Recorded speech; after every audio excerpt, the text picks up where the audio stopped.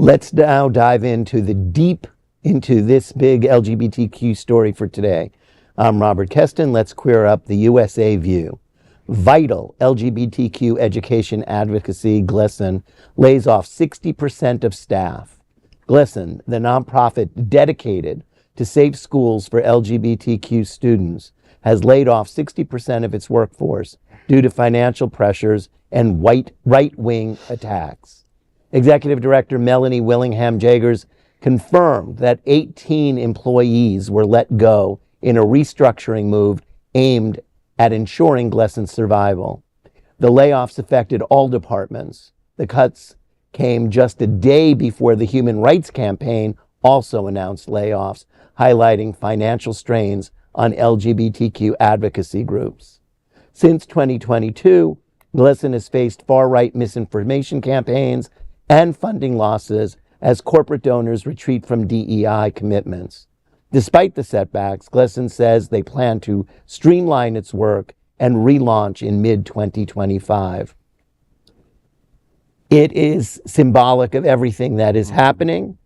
There's probably not one LGBTQ organization based here that isn't also suffering that same plight. Many of them have not laid people off yet, but unless our community, the citizens within our community, start giving to the level that they need to, that's commensurate with other communities across the board, our organizations will start to disappear, very similarly to how organizations died during the second Bush administration during the economic downturn. It's interesting because in our archive we have a poster of two events that took place at Madison Square Garden back in the 80s, both raising money for GMHC. At that time, Reagan wouldn't say gay and wouldn't say AIDS, and Bush wouldn't say AIDS and wouldn't say gay. But Madison Square Garden, using the rodeo and using Ringling Brothers, raised money, corporate money, cultural money for AIDS, for GMHC. We do not have that support now. Those kinds of organizations are running as fast as they can. Organizations are pulling out of supporting our community. We had those relationships with corporations where they liked us because we added value. Yeah. They don't believe we add value now. We have to change that paradigm.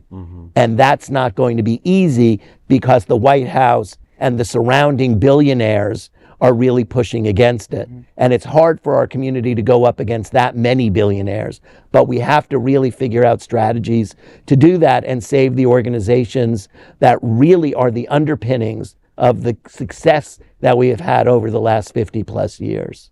And all these organizations are also probably vying for the same money, right? That's the same donors, or everybody's calling on the community to donate. But that's why we need more people doing more. Right. We can't rely on just 5 people. Everybody has to give. People who have never given before. And there are plenty of people with money, but they do not give. They go to the bars, they drink, they go to the theater, they buy tickets, and I'm not talking about just gay theater. They're big donors at the Broward Center. They're big donors at the NSU Art Museum, but they don't give to our community, and that has to change.